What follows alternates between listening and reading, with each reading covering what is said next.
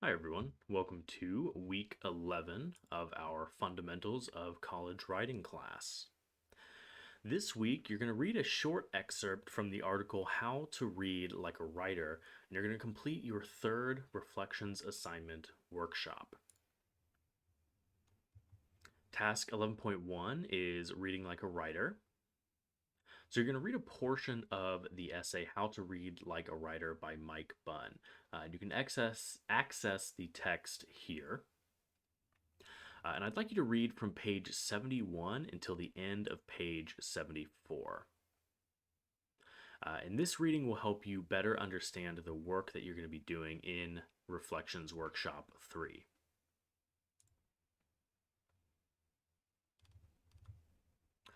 For Reflections Workshop 3, you should have been saving your the workshop template. We have done this 2 other times, and hopefully you have saved that document to your computer. If you didn't do the previous workshops, or you've misplaced your document or whatever, you can download a fresh template here. And there's a couple of things that you're going to be doing for this Reflections workshop. This one is all about the second section of the assignment, the paragraph revision. In workshop number 2, you copy and pasted a short paragraph from either your Writing Project 1 or Writing Project 2 into the second section of the Reflections assignment template. It's under the section that says Paste Original Paragraph Here. And so what you're going to do, first of all, in the Type Out New Paragraph Here area, you're going to rewrite the same paragraph using different nouns, verbs, and adjectives when possible, while keeping the substance of the paragraph the same. So, in other words, you don't want to change the meaning of the paragraph too much, but you're going to be kind of playing around with your word choice to look at the potential impact that can have on your writing. Some of your words are going to stay the same, but you're going to be focusing on changing a fair number of them. Here is a short example of what that might look like. Your paragraph should probably be 4 to 6 sentences long. This is just an example using a single sentence. And again, the meaning is to keep the meaning the same, but use different words to express that meaning. So my original sentence, the red car drove down the highway. And then in my revised version, I've changed it to the red convertible shrieked down the highway. And then in the write reflection paragraph about the differences here area, I want you to write about the changes you've made to your original paragraph. As Mike Bunn tells us, writing is a word by word, sentence by sentence process. All writing consists of a series of choices. So, reflect on the word choices, grammar choices, and tonal choices that you made while writing the original. What does the experience of writing the new version allow you to understand about the choices with regard to purpose, audience, and genre that you made when composing the original? Does composing a new version reveal any room for improvement in your writing that you would like to address going forward in your writing life? You don't have to write about every change you made. Isolate and describe only the most significant changes and make sure your paragraph is 200 words for this workshop.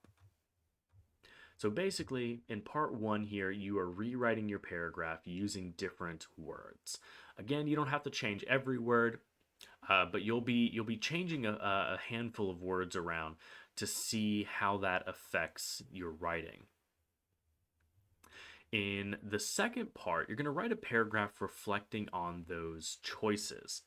So, how did changing some of the words in that original paragraph impact the meaning of your original paragraph? And did revising that paragraph reveal anything to you about how you approach writing, or the choices that you make when selecting words? So I have an example here for you. As I wrote the new version, I realized that the original used neutral language. I wanted to add sensory imagery and use the description of the car to reflect the personality of my character. Naming the car convertible adds specificity and suggests that the driver is fashionable and rich. Driving is a neutral verb, but shrieking indicates a high speed and an accompanying noise, as if the reader can hear the car in motion. This verb communicates the reckless attitude that the rest of my vignette associates with the character as well. Every car drives. There are many red cars.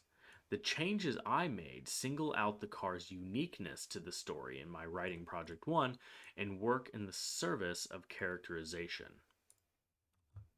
So that's a bit of an example of what your reflection paragraph might look like. The reflection workshop is due by 11:59 on Thursday, and this is a checklist of everything that should be in your workshop. To clarify, you are not doing all of these things this week. This is, so this is a third reflections workshop that we have done. So this is the combination of all three workshops so far.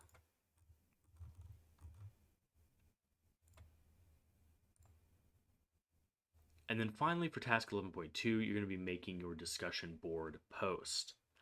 In How to Read Like a Writer, Mike Bunn quotes Alan Tate's comments on the historian and architect, who represent two different ways of reading. There are many ways to read, but generally speaking, there are two ways. They correspond to the two ways in which we may be interested in a piece of architecture. If the building has Corinthian columns, we can trace the origin and development of Corinthian columns. We are interested as historians. But if we are interested as architects, we may or may not know about the history of the Corinthian style. We must, however, know all about the construction of the building, down to the last nail or peg in the beams. We've got to know this if we are going to put up buildings ourselves. Why do you think Mike Bunn included this passage from Tate within his essay? Put the distinction between the historian and the architect into your own words. How are the differences between these two professions related to reading?